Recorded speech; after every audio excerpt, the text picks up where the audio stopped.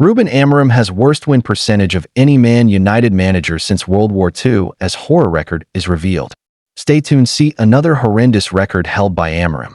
Has the worst win percentage of any Manchester United manager since World War II, adding yet another miserable record to his torrid spell in charge of the club. Man United fell to another defeat under Amorim on Sunday when they were easily beaten 3-0 by neighbours Man City, who subsequently leapfrogged them in the Premier League table. After just 5 games in all competitions, United have already suffered an embarrassing defeat to League Two side Grimsby, been battered by their local rivals, and needed a 97th-minute penalty to squeeze past relegation favourite Burnley at home. The pressure has never been more intense on Amorim, who despite the shocking form, is still insisting on playing his style of football and not adapting to the opposition. But his results are now at an undeniably poor level, after stats provided by Opta showed that he now has the worst win percentage of any Man United boss who has taken charge of 25 or more games in the past 80 years. Amorim has managed to come out on top in just 36.2% of his games in charge of the club. To put that into perspective, Erik ten Hag, the man who Amorim replaced in the Old Trafford hot seat, boasts a 54.7% win percentage from his time at United, while David Moyes, who was sacked in his first season in charge, managed a win percentage of 52.9%. Compared to Sir Alex Ferguson's superb 59.7% win percentage, Amorim's record looks humiliating. You have to go all the way back to Wilf McGuinness, who managed United between 1969 and 1970, to find a remotely close record. McGuinness won 33 of his 91 games as United boss, meaning his win percentage of 36.3% is still marginally better than Amorim's. While Frank O'Farrell, Man United manager from 1971 to 1972, pips Amorim with his 36.6% win percentage. Other notable names that did better at the Theatre of Dreams include Ralf Rangnick, Louis van Gaal, and Ole Gunnar Solskjaer. But forget isolating Amorim's shocking form to Man United comparisons. The most worrying thing for United fans is the way he stacks up against his current opponents. Since arriving in Manchester last November, Amorim's United have the worst record of any Premier League club still in the division. Of the 17 ever-present Premier League clubs, excluding those promoted and relegated, his struggling Red Devils are bottom of the table. They have picked up a pitiful 31 points from 31 games, including just 8 wins. That is the exact same points tally as Tottenham, but with a worse goal difference on -13 to -4. Things don't seem to be turning around this term either, with United now just picking up 4 points from their opening 4 Premier League games, marking their worst start to a league campaign since 1992 to 93. But Amorim is steadfast in his approach, insisting he will have to be sacked before he changes his 3-4-3 formation. Speaking after Sunday's defeat, Amorim said, "It is not a record we should have at Manchester United. I accept that, but I am not going to change. When I want to change my philosophy, I will change, but if not, you have to change the man. We will talk about that every game we lose. I have played my way, and I am going to play my way until I want to change." PL table since Amorim's first game. Thanks for watching. Don't forget to like and subscribe. I score a lot of goals against Marseille. Kylian Mbappé lays down challenge to Mason Greenwood and co ahead of Real Madrid's Champions League opener. Kylian Mbappé has sent an "I score a lot of goals against Marseille" to Mason Greenwood and co ahead of Real Madrid's Champions League opener. World Cup winner Mbappé will be lining up against opposition from his native France at Santiago Bernabéu on Tuesday, as Los Blancos get their European campaign for 2025 to 26 up and running in front of their own supporters. Mbappé waiting on first Champions League triumph. Mbappé is still waiting on the first Champions League triumph of his distinguished career, with the decision taken to swap Paris Saint-Germain for Real Madrid a year before ambitious League One giants finally got their hands on the most prestigious of prizes. How many goals has Mbappé scored this season? Los Blancos are determined to conquer the continent again this term, with Mbappé very much leading from the front. He has netted 4 goals through as many games at the start of the new season. Mbappé's record versus Marseille, goals and assists. He is now preparing to face Marseille, who are experiencing the league phase of elite European competition for the first time. Mbappé boasts an impressive record against the men from Stade Velodrome, registering 10 goals and 3 assists against them through 15 appearances for Monaco and PSG. What Mbappé said about facing Marseille again. Mbappé told Telefoot of facing familiar rivals. I score a lot of goals against Marseille. They've changed a lot with a new project. Mehdi Benatia, director of football, is a friend. We'll see. It's cool to meet French teams again. Plus, we're playing at home, at the Bernabeu. It's nice. It's been a long time since they played in the Champions League. It's going to be nice to play against them. It's going to bring back good memories. Real Madrid's upcoming fixtures. Next up for Los Blancos. Mbappé was on target for Madrid in their latest fixture, as Xabi Alonso's side battled their way to a 2-1 victory over Real Sociedad with 10 men. After facing Marseille in midweek, they will remain on home soil for a Liga clash with Espanyol next weekend. Thanks for watching. Like and subscribe. Man City, not the same team, after entering new phase under Pep Guardiola. In conversation with Sky Sports' Pat Davison, striker Erling Haaland details what has changed at Man City since key players left and new ones joined this summer. Erling Haaland has admitted that Manchester City are not the same team anymore, and they must adapt a little as they enter a new phase under Pep Guardiola. 5 key players from City's treble-winning side, Kevin De Bruyne, Ilkay Gundogan, Kyle Walker, Ederson, and Manuel Akanji, left in the summer and took with them the experience of winning a combined 25 Premier League titles. In their place arrived new faces such as Ryan Cherki, Ryan Ait-Nouri, Tijani Reinders, James Trafford, and Gianluigi Donnarumma. Also gone from Pep's backroom staff are 3 important assistant coaches in Joan Malillo, Inigo Dominguez, and Carlos Vicens, replaced by Jurgen Klopp's former assistant manager Pep Lijnders and ex-City defender Kolo Touré. All this has meant that Haaland, who is in his 4th season at the Etihad, knows he must step up.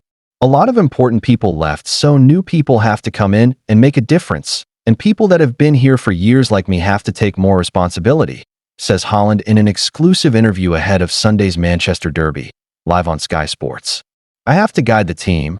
I have to help the new ones to come in as quick as possible, because it's not easy to come into a new country and perform straight away. We need to help each other. We need to understand that the past is the past, and we're not the same team anymore. We have to use it in a positive way. We have other qualities now, and we have to adapt. In the end, the most important thing is we have to win games. City will be hoping to get back to winning ways after back-to-back Premier League defeats to Tottenham and Brighton. But questions remain over what this new iteration of City can offer. Pressed on the difference between this remodeled City side and teams of old, Haaland says, "We played a way that we won everything, which was amazing, and now I think football is changing. You saw PSG and Liverpool last year just absolutely running over people, and you have to adapt. You have to, of course, stick to your principles, but you have to adapt a little bit with the people you play with." City have won 5 of their last 8 Premier League matches against Man United, but failed to win either game last season for the first time since 2020-21. In fact, United have inflicted 25% of Guardiola's total home league defeats as City boss. Haaland knows that record needs improving. What's sure is City has to win things, he continues. We have to win games, and we have to fight for titles. That's what we have to do. As for pressure on himself, the Norwegian tends to take things in his stride. But that is not to say he never experiences nervous energy, especially ahead of big derby matches. It's a lot on me. I get it. I totally agree that's how it should be. Again, it's about finding positive things. It's about trying to turn it around and helping the team to achieve things. That's why I'm here. United head into Super Sunday's crunch match above City in the table for the first time in 5 years. And while vast amounts of attention might well be on the opposite ends of the pitch, new goalkeeping recruits Donnarumma and Man Utd Sen Lamens are in line for Premier League debuts. Haaland wants to be sure he does his job with clarity. We have to perform. Say what you want, but we have to win games in the end. That's what we get paid for.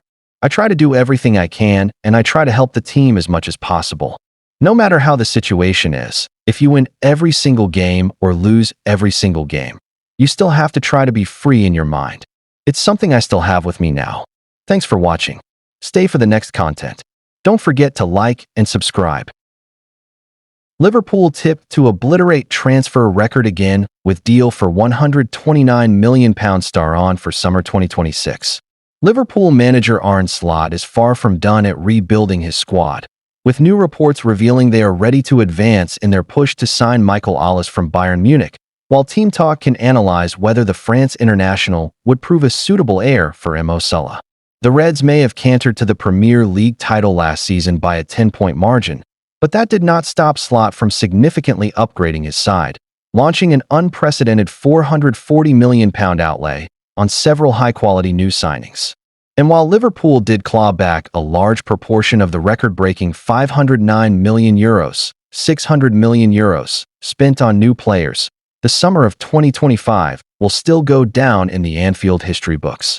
During that time, the Reds have broken the British transfer record twice, first spending a £116 million package to lure Florian Wirtz to Anfield, and then, on deadline day, finally getting a deal over the line for Alexander Isak, with the Swedes' arrival from Newcastle setting them back an eye-watering £125 million, €144 million, $167.5 million. However, an even greater expense could be coming Liverpool's way as they prepare to consider life after Mo Salah, who recently signed a new deal to keep him at Anfield until summer 2027. With the Egyptian turning 33 over the summer, the Reds will be wary that he may not remain at the very top for much longer, and plans to replace him have recently seen them strongly linked with Olise. And with a clause in his Bayern Munich deal leaving them open for his departure from 2027, new reports in Germany believe the Reds could look to get ahead of that curve by bidding for him in 2026. According to German outlet Absolute Fußball, it would not be a big surprise to see Olise leave if someone pays in the region of £129 million for the former Crystal Palace man, a fee which would topple the cost on Isak were the Reds to sign him. Olise can continue to increase its market value, and next summer the World Championship is finally on the program. They wrote, "Will he be the cash cow of the Munich people?" Offers in the amount of €150 or €160 million from clubs of the quality class Paris Saint-Germain, Manchester City, or Liverpool FC would then not be a big surprise. Would Olise prove a worthwhile successor to Mo Salah at Liverpool? Before asking whether Olise could prove a worthy successor of Salah at Anfield, it's probably worth noting that the Reds could scour the globe and never find a player to match the incredible output the Egyptian has enjoyed while in the Premier League.